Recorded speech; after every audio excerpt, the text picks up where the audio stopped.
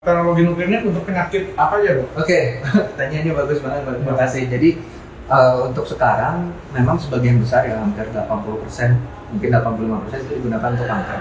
Yang pertama tadi diagnostik, terus terapi. Tapi nggak cuma kanker sebetulnya, karena balik lagi sebetulnya kita pakai farmaka atau obat yang memang biasa masuk. Nah kita selipin seolah-olah GPS ya, kita bisa melihat diagnostik itu bisa dipakai untuk bidang kardiologi, neurologi dan anak. Ya, neurologi mungkin yang akan terdekat yang akan kita kejar itu nanti tentang demensia. Jadi Pelupa, betul. saya pelupa nih. Bisa pakai teknologi nuklir. Betul. Apakah di situ banyak timbunan beta amiloid? Nah nanti akan diperiksa. Itu bisa, itu juga teknologinya, kameranya menggunakan PET scan, tapi memang obatnya untuk mendeteksi amiloid ya di label sama F18 GPS-nya. Ya, jadi kardiologi juga bisa. Jadi untuk melihat perfusi, untuk melihat viabilitas, anak juga bisa. Jadi nggak melulu tentang kanker sebetulnya. Tapi memang sebagian besar aplikasi saat ini seluruh dunia 85% hampir tentang kanker. Kurang lebih begitu.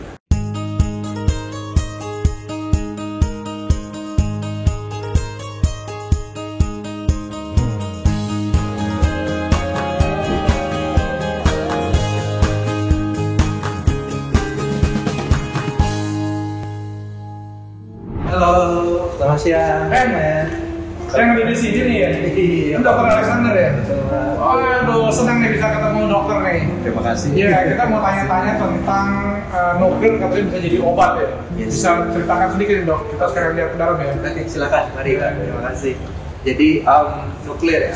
Kita departemen kita itu adalah nuklir.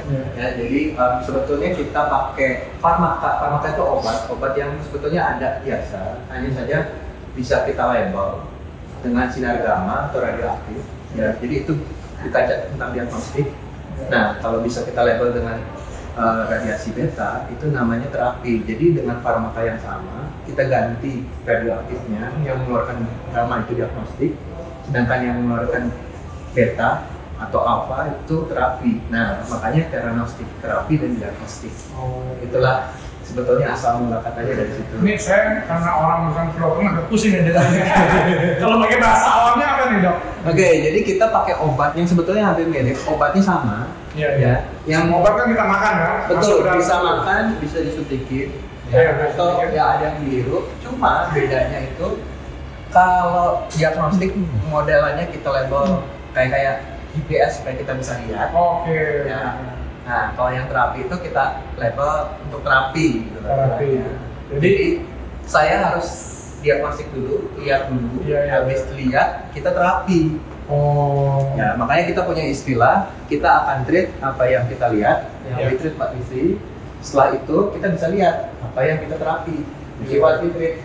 Ya, karena kita punya kameranya yang bisa melihat. Ya, yang tadi saya bilang ada GPS-nya itu obatnya masuk mana. Oke, kalau obatnya udah pas masuk situ, kita akan terapi. Kurang lebih begitu. Oke, saya ulang ya. Jadi kita makan obat, betul ya? Betul. Dengan teknologi ini ya, nuklir ya. Ya. Kita makan obatnya masuk kemana kan kita nggak tahu. Yes. Nah, dengan teknologi yang tadi nuklir ini, kita makan obatnya lari kemana ketahuan gitu maksudnya. Betul. Karena seolah-olah ada GPS-nya, kita bisa lihat di kamera. Nah, kalau kita udah yakin tepat sasaran situ, kita baru ganti obatnya yang bisa mengeluarkan beta. Makanya theranostik. Iya, baru ngerti sekarang. Ya, oke. Nah, ini kita nih ruangannya ini apa nih? Oke, jadi ini adalah fasilitas diagnostik. Iya. Ya. Nah, di sini ada ruang untuk penyuntikan radioaktif. Iya. Ya. Terus ada kamera. Kamera kita punya dua, yang satu SPECT dan PET-CT. Bedanya tentunya radiofarmaka yang lihat. Ya, cuma memang yang lagi tren sekarang adalah nanti karena PET-CT. Itu yang untuk diagnostik, sedangkan kalau SPECT nanti yang itu yang tadi saya lihat yang untuk bisa terapi. Ceknya gimana tadi? Makan obat tadi kan? Setelah makan obat kita foto. Foto. Setelah foto, oke. Lesinya di situ, baru kita kasih obat terapi. Kasih obat terapinya. Betul. Nah, setelah kita kasih obat, kita bisa foto lagi. Makanya kita bilang kita bisa see what we treat. Sebelum kita we treat what we see. Iya. Kita bisa lihat apa yang penyakit kita. Setelah itu kita baru treatment. Betul. Yang kita lihat. Betul. Nah, cuma memang karena penyakitnya beda-beda, obatnya juga beda-beda. Iya. Termasuk yang nanti melabelnya juga beda-beda. Iya. Nah, makanya itu ada 2 kamera, yang satu namanya single photon, yang satu positron. Sebetulnya beda radiofarmaka. Yang pertama pakai iodium atau technetium, lutetium, yang terakhir pakai F18 FPG atau bisa F18 atau gallium. Kurang lebih begitu. Kita sekarang ini aman ya dari radiasi. Oke, Aman ya. Karena mau dipasang radiasinya. Jadi ini kita mau jelasin apa nih dok? Sekarang dok. Oke, di sini Injection room. ya, ini injection room ini nanti pasien datang di sini, Ya. dia duduk, Ya. ya, bisa yang tadi minum atau disuntik. Oh ya. Nah, baru setelah itu kita akan scan. Oh. Itu proses diagnostik. Ya. Nah, setelah proses diagnostik selesai, kalau memang perlu terapi untuk rawat jalan kita akan di sini, ya, untuk rawat inap dirawat. Kita ada inap. di sana. Betul. Terapi langsung dilakukan sana. Setelah terapi di scan lagi. Scan lagi. Untuk balik lagi, kita akan treat apa yang kita lihat. Setelah kita terapi, kita lihat juga. Kelebihannya apa ya?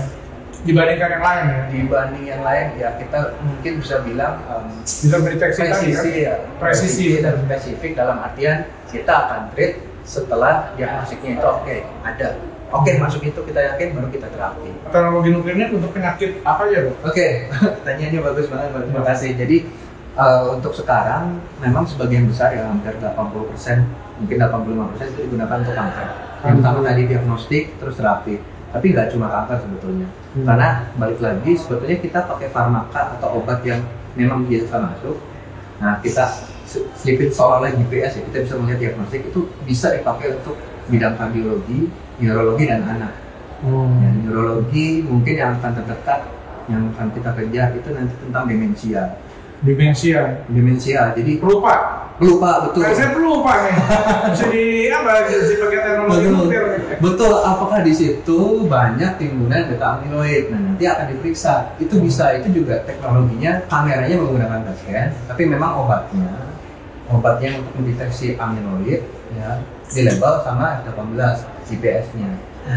Ya, jadi kardiologi juga bisa. Jadi untuk melihat perfusi, untuk melihat viabilitas, anak juga bisa. Jadi nggak melulu tentang kanker sih sebetulnya. Tapi memang sebagian besar aplikasi saat ini di seluruh dunia 85% hampir tentang kanker. Kurang lebih begitu. Nah, kita mau lihat ke apa PET CT scan ya. Ya. Itu apa bentuk PET CT scan? Oke, PET itu sebetulnya kamera. Kameranya gabungan antara PET dan CT scan. PET itu kamera yang gunanya merekam sinar gamma dalam kurung positron. Makanya positron emission tomografi PET. Jadi sebetulnya kameranya kita lihat. Ini kameranya untuk merekam ini tadi obat yang sudah disuntikan atau obat yang kebanyakan yang disuntikin kalau PET. Obat yang sudah disuntikin farmakanya ada. Contohnya adalah F18 FPG. Nah, FPG ini dia analog muda yang dilabel sama F18. F18 ini kayak GPS-nya. Ya, jadi begitu kita suntikin, dia akan masuk daerah yang inflamasi akan masuk sana, daerah kanker juga akan masuk sana. Nanti kita bisa foto, lokasinya di situ. Banyak kan gunanya akhirnya untuk diagnostik. Ya, jadi ini setelah kita suntikan radiofarmaka untuk diagnostik, kita bisa foto, bantu teman-teman sejawat untuk Pak ini kankernya ada di mana. Jadi saya misalnya sakit kanker gitu kan, kita disuntik di sini kan, tidur di sini kan. Betul. Nah, ketika tidur langsung tahunya obatnya larinya Betul. ke tempat yang tepat juga. Betul. Ketika di tempat yang tepat, lalu dikasih obat kankernya gitu ya. Betul. Jadi memang gunanya yang pertama selain untuk deteksi di mana kankernya, yang kedua contoh nih dokternya udah terapi, dia pengen lihat hasil terapinya baik atau enggak. Kita suntik, kita foto, nanti bisa dibedain kalau ada respon terapi, ya atau udah nyebar kemana aja, staging, kurang lebih seperti itu. Bisa ketahuan di sini ya. Ketahuan ya. Tapi yang memang ya analog gula, jadi istilahnya makanya memang suka gula. Gitu. Kurang lebih begitu. Nah inilah kameranya. Ini ada dua sisi, yang pertama adalah sisi PET, yang di belakang adalah sisi CT. Keduanya bisa. Jadi gambarnya adalah campuran antara PET dan CT. Oh gitu. Kebetulan kita beruntung nih dikasih supaya nggak takut ya, nggak nyerang. Oh, nanti suasana hutan ini ya. Ada Terutama anak-anak ya. ya, terutama anak bisa pilih ya. Oke, lumayan lah kita juga mau membuat pasien nyaman. Nanti kalau pasien nyaman, itu sembuh. Iya, kita sembuh ya. Nanti ketika masuk sini kayaknya lagi di laut sekarang ya. Iya, ya nanti kurang lebih masuk di foto selesai. Selesai. Jadi hasil bacaannya itu moga-moga bisa membantu dari teman-teman kita klinisi. Oh ini nefroterapi ini ada oke nih, itu di bidang kanker. Ya, tadi belum lagi yang amiloid kita bisa. Oh timbulannya di mana? Neurologi, kardiologi juga bisa. Untuk terapi yang dosisnya tinggi ada kamar namanya rawat isolasi. Pasiennya sebenarnya sehat, pasiennya sebenarnya baik, cuma karena radiasi masih tinggi, kita harus titipkan di tempat yang radiasi aman. Kurang lebih seperti itu, ada fasilitasnya supaya nanti begitu keluar ya pasiennya nggak takut lagi, dia tenang, maksudnya keluarganya juga nggak takut karena radiasinya nggak. Berapa lama tuh sama radiasi? Radiasinya hilang agak lama, tapi memang kita ada regulasi, ada batas yang memang begitu itu dilakukan boleh keluar. Tapi kalau radiasinya hilang tuh ya namanya juga buat treatment masih agak lama. Itu 1-2 hari gitu. Oke, untuk yang tiroid biasanya kurang lebih 2-3 hari, kadang-kadang bisa 4 hari. Tapi yang prostat mungkin paling lama sehari. Dok, ini apa ya dok? Tulis tanggal. Karena Indonesia nih. Ya mungkin ini kayak semacam buku tamu ya pasien-pasien yang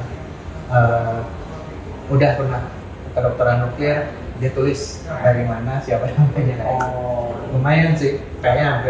cukup banyak ya. Ini cuma karena petani Indonesia ya, jadi ada yang tulis-tulis kalau yang dari luar. Iya, cukup banyak nih. Ini yang paling jauh nih. Di mana nih? Las Vegas ya. Las Vegas.